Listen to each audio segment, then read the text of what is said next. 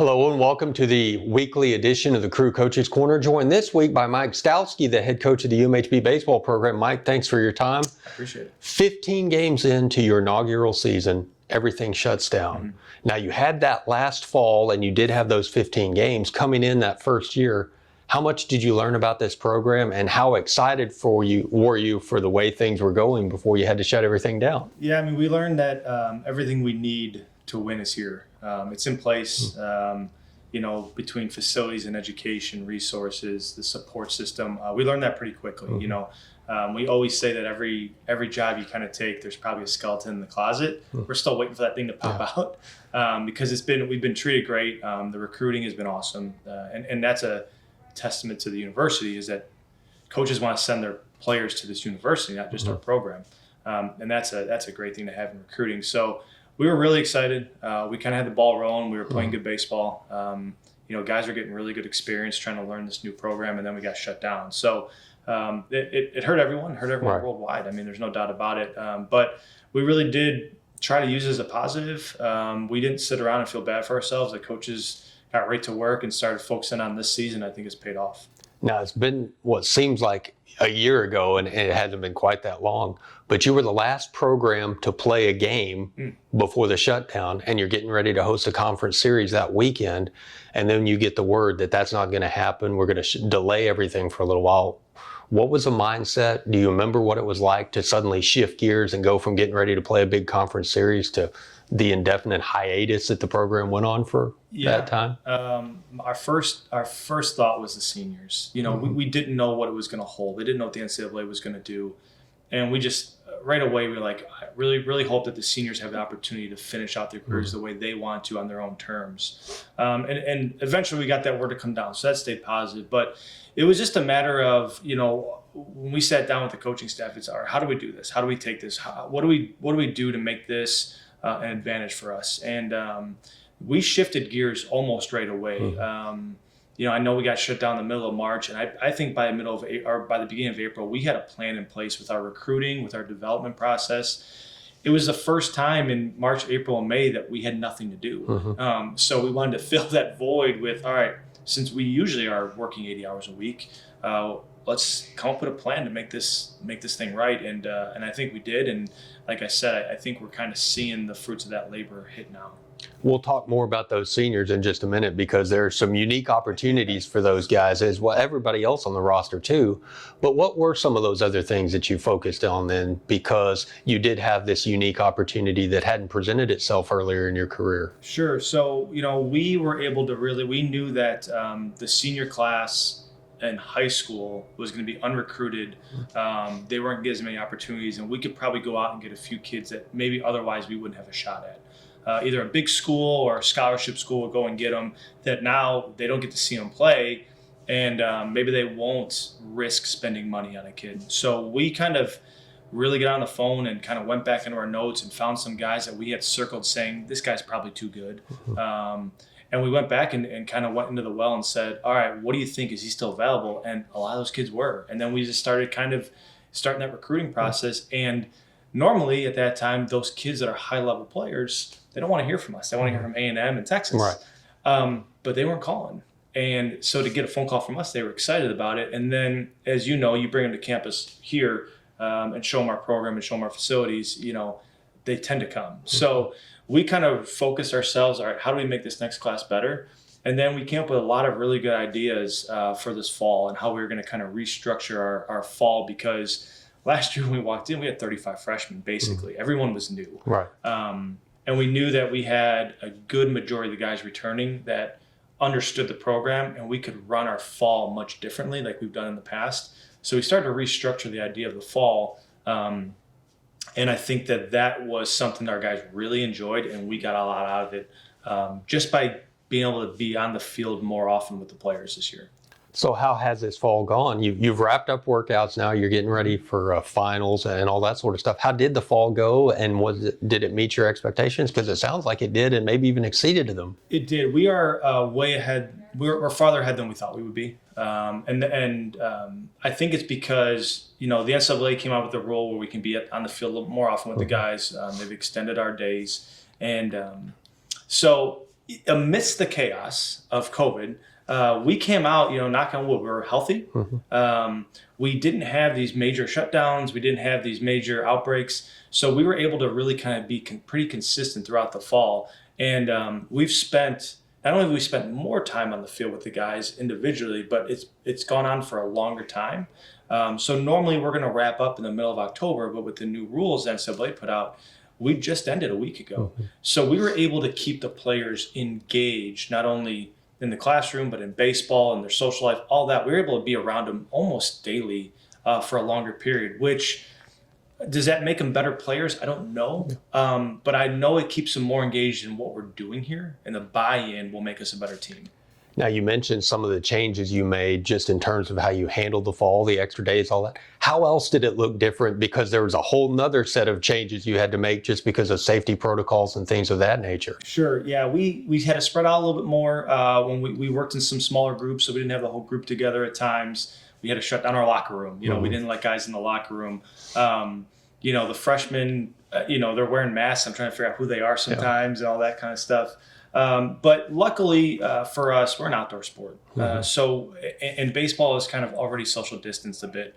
The only time you're really going to see guys bunched up is either dugout or if there's guys in base. So we have the favorable idea that we can kind of social distance anyway. But it was just, the thing that got us is, if a guy doesn't feel well, okay, we know we're going to lose him for a little bit. Like, how much can we get done without him? And you want to be fair to his progress and his development. But luckily, we didn't have a lot of it. It was good that we really kind of followed the procedures that the school put forth. So it wasn't perfect, but at the end of the day, it could not have gone better knowing what we were walking into. Because when this whole thing started and we got back to campus on the 13th, we thought any second that we're on the field is going to be good. And for us to be able to have a full entire fall and stay healthy through it, we couldn't have asked for anything more. Kind of jumping back to when the shutdown happened, because of the way the schedule worked out, you were playing over spring break. So your guys go from thinking that they're not going to have any spring break to suddenly the longest spring break in school history. Yeah. How did the players and your student athletes adjust to that? You talked about some of the changes y'all made as a staff. How did the student athletes handle that? They were pretty upset. As they should have been. And, it was almost shock value, and it was almost, we didn't have answers, because at that time we were getting legitimately new information every hour. Right.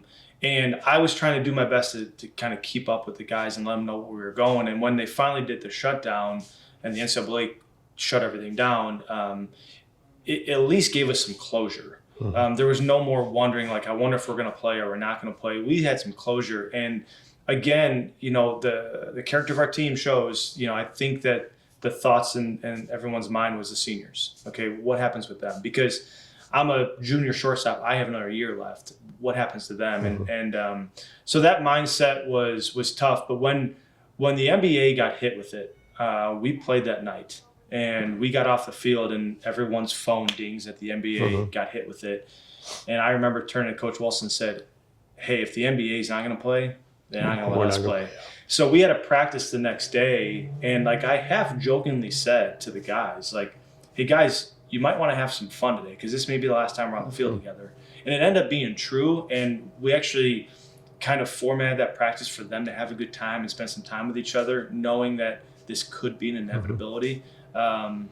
So it was really hard for us. I reached out to all the parents personally. I wrote them a letter and let them know that while we understand what situation we're in, we're not going to stop our drive to make this program where it needs to be. And I hope that made them ease a little bit of the nerves that go along with what happened. But it does seem like so long ago now that we were on the field together. Yeah. But hopefully that'll be just in the past here pretty soon. You've referenced the seniors a couple of times. You had that whole group that's focusing on that being their final season.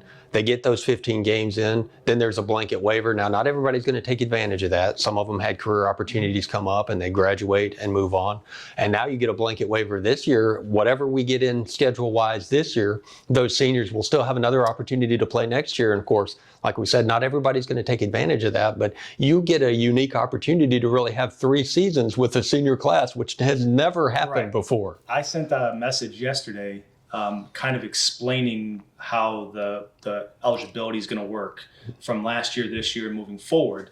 And I put in the message, before we know it, Harrison and Jeb are going to have their kids in the dugout with us because they're going to be like 28-year-old seniors. So, when we found out that everyone got their year back, I immediately messaged all the seniors and said, I want you to know we want you to come back, but we also understand that you have life priorities that you have to take care of, and there's no obligation to come back.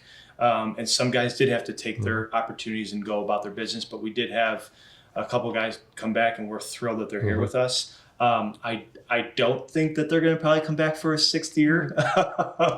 We'd love to have them. Get that master's degree. Well, I think they're both getting it now. But it's just, it's really nice that the NCAA is doing the right thing and making sure that people do get their years back.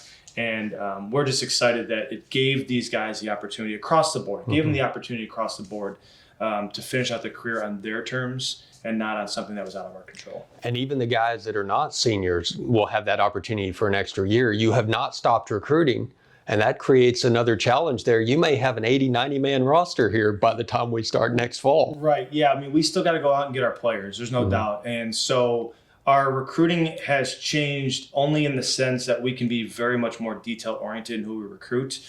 We don't have to worry about bringing in 3 outfielders and hopefully one of them is good. We can really kind of lock in on guys we want. But you're right. I mean, there's a chance that we lose nobody off the roster. I mean, that's a real possibility. Now, I know some guys are moving on. We know that. But it's not normal years where you can kind of look in like the 2023 class, we're going to need these 9 kind of players. We don't know. And it's also unfair for me to go up to a freshman and go, hey, what are you thinking about doing in 2024? I mean, he doesn't know what he's going to eat for lunch today. Right. So it's creating a unique thing. It's going to affect high school players the most. And some of these guys that are going to be coming in 2 rosters of 50, 60, 70 players. And they're going to have to kind of trudge through that a little bit. And it's not just playing time that they're going to have to worry about. It's the development time. Because if you're a shortstop and there's 4 or 5 guys in front of you, which we keep 2 shortstops. Right now we have 1. But if there's 4 or 5 shortstops in front of you, how many reps you getting? I mean, how many at-bats you getting in scrimmages and that kind of stuff? So your development process slows down. So our next thing as a coaching staff is, all right, we've never had a 50-man roster. How do we handle it? How do we still give the one-on-one attention? And the answer is time. So when our day on the field starts at 1 with all of our players and it ends at 8, well, now it's going to start at 11. The players have the same amount of time with us. Right. We just have to be out there more. So we know that it's going to be harder on us over the next couple of years, but we're just not going to stop getting the right guys in here. And we love the guys we currently have, and we don't want them to go anywhere either. So you mentioned the shutdown and the way things changed and everything. At that time, things were changing daily. We didn't know what it was going to be like. And now we're in a situation where we know that there will be some impact on this coming season, even if it's just guys having to be tested or getting a vaccine or something. We hope that obviously the impacts won't be the same as they were this past year, but there will be impacts. How have the guys kept their heads up and dealt with the fact that they know that, hey, we're going to have another season impacted one way or another? Sure. We keep reminding ourselves and each other how lucky we are to be on the field together. Because I said it in the first scrimmage or the first practice, if you go back to my players' tweets and everything else and their social media in March and April of last year, they would do anything to get back on the field. They all said it. I would do anything to get back on the field. So when we got here and we started September 1st, I said, well, we're back on the field. Are you still willing to do anything? Are you still willing to go through all that? Are you willing to social distance? Are you willing to, we're only going to be able to do 4-on-1s. Are you willing to have 4 different weight room times because we can only have 10 guys in there at a time? You said you'd be willing to do anything. Now you got to actually live up to your word.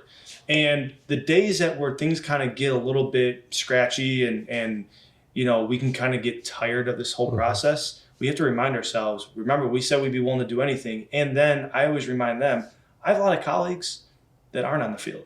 They're up north, they're not on the field. Their seasons are in limbo. Their practices have been minimal. They've only had so many days, so much time.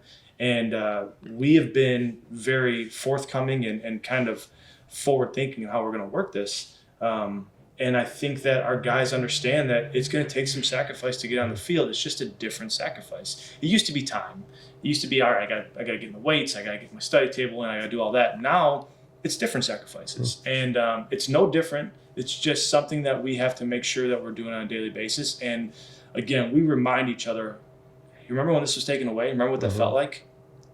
Now we have to do anything to get back on the field. And I think that our guys are more than willing to just kind of go the extra mile to make sure we play this spring. Moving away from baseball a little bit, talk about you. You mentioned the fact that typically you're working 80 hours a week during the spring. That didn't happen this past spring. And, you're trying to find time to spend time with your family around your work schedule and everything. All of a sudden you're with your family all day, every day. And I know that there are some wonderful things that go with that. What was the biggest change for you personally in terms of that whole situation and that side of thing away from the professional life? I realize that teachers don't get paid enough. Right. I know that for sure. Yeah. It was really cool because especially during that time, I really spend a lot of time away from home. And we all do. We know it's a sacrifice. What goes with that, the positive goes with that, my kids get to grow up on a baseball field. They come to practice, they come to games, they know the players, they hang out in the locker room. I mean, it's such a great lifestyle for them. But I saw my wife and kids every day. I mean, every day now. I'm not sure after a while they were excited about that because this is my time where I'm like going a million miles an hour and now we have nothing. There's no sports on TV.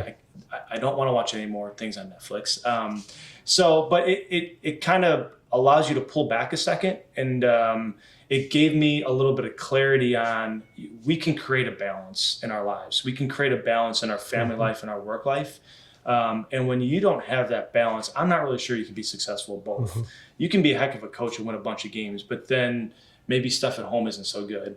And it helped me realize that I can do both. Because when you're not at home every day, maybe you don't realize how much you enjoy being home. And it was a lot of fun. We played a lot of games. I've made up more games than I can admit playing at home. And it was also good to see the kids get excited about being around people again, because we were secluded for a long time. And, it was one of the reasons why I came here. It was one of the reasons, in Chicago, we were running 1,000 miles an hour and I was everywhere. And in Chicago, it takes an hour to get everywhere. And now I'm here. Quality of life has been great. And I spent a lot of time with the kids. I didn't need a pandemic to do that. Spent a lot of time with the kids, but it did allow some clarity in what we were doing. And now that we got back, and we are probably spending a little more time than we need to because of all the things in place, it's still giving me a chance to kind of back off and get home and not miss soccer games and not miss volleyball games. Now, I ask this because it's the kind of thing I could picture my own kids saying, have you heard the phrase, but Dad, we never had a pandemic when we were in Chicago? Oh, yeah. They said a lot of things. I mean, I made more peanut butter and jelly sandwiches and bowls of macaroni and cheese. And it's like, are we going to get macaroni and cheese again today? And I'm like, I don't really know how to make anything else. So that's what we're going to get. But, the biggest thing is our kids are outdoors people. They love being outdoors. So we couldn't go to the bowling alley. We couldn't go to the movies. We couldn't do those kind of things. Like all the parks were closed. My kids would play on a park for hours and hours. So that was me trying to be inventive as a dad. Like, all right, how do I do this? I built more forts than I can even tell you. I mean, that was our way of like filling in the gap of being outside and playing. But yeah, there was a lot of, I realize the kids are smarter than me. They're more cunning. They're sly. So I really have to work to outfox them now. I really do. What has been the biggest surprise for you with your move to Central Texas? The people are so nice here. And I know the Southern hospitality thing, I get that. But it's almost uncomfortably nice from where I come from. I tell people all the time in Chicago, everyone, wherever they're going, they need to be there 10 minutes ago. Yeah. So they have their head down, they're going. But like I go to the store and people say hello to me. Like, that is not what we're used to. Like, if you're at the store, you get your stuff, you check out, you get in the car, you got to get somewhere. And here, it's like everyone's like, no one's in a rush. Everyone wants to say hi. So that's been awesome. But honestly, it's just been the welcoming of, our staff is all Northerners. We got 3 Chicago kids here. And so we thought, we know the Texas pride. Maybe we're going to trudge through the fact that we're not Texas people, and we're going to really struggle with the high schools and the travel coaches. These people down here really appreciate good people and good values, and we feel like we bring that to our program. And I think that's been the best thing, is that the people we've been surrounded with has made the transition so easy for us, not only in our personal life but in our professional life. It's been that's been our favorite thing about the transition. What's been the biggest difference between baseball in the Chicago area and baseball here in Central Texas, or has there been a difference? We get to be outside.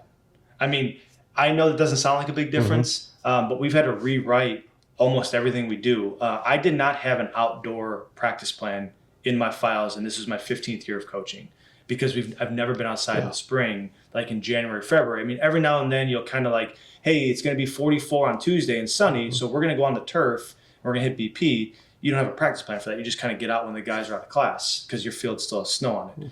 So to actually have a full practice plan and be able to scrimmage and do all that, we had to rewrite everything to be able to still practice in November.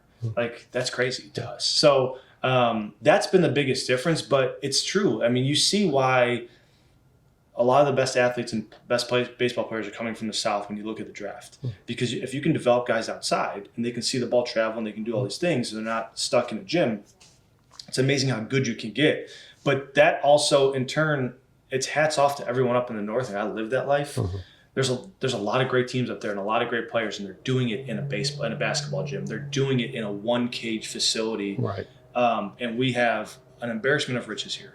So we don't have an excuse not to be good. But that's been the biggest difference, is that, like, today, it's 75 and sunny. I mean, it's November 18th. I mean, it's not Iowa, but it's as close to heaven as it gets. Now, on your coaching staff, you have Mitch Wilson and Justin Rodriguez, who both played with you and coached with you while you were in Chicago. With all the other changes and how much adaptability you had to have through the spring and everything, how much did it help that you had guys on your coaching staff that you were familiar with and that you could kind of lean on? Because that was one constant in a spring where nothing was constant, nothing was normal. Absolutely. I mean, they probably held the puzzle together better than anyone else. You know, I mean, without them, I'm not really sure that we would have gotten through the last 15 months as smoothly as we have. You know, because when you are taking over a program and you're at a brand new area, a brand new facility, everything else is brand new, to have something that you can always go back to and know. And when I start questioning myself, I can lean on the guys that have been around me for 5 years and go, all right, where are we at with this? And they can give me some clarity. And my favorite part about them is they won't just agree with me because I was their coach and now I'm their boss. If when we disagree, they disagree, and that's why I love it. And we've had plenty of those. We've had, hey, who's going to start? Who's going to bench? This and that, and we don't always agree. But just to have some uniformity in our coaching staff, and we're very aware of what we want to get done. And when you're taking over a program, and you're taking over 35 brand new players who didn't sign up for us, by the way. Right. Yeah. They didn't sign up for us. We signed up for them. You know, that transition is always a little shaky. Anybody that takes over a program and says it's smooth is lying. They're just saying that. It's always a little shaky. So to be able to go back to something you know and make sure that you get some validation from someone that lived it, someone that's around it, and vice versa.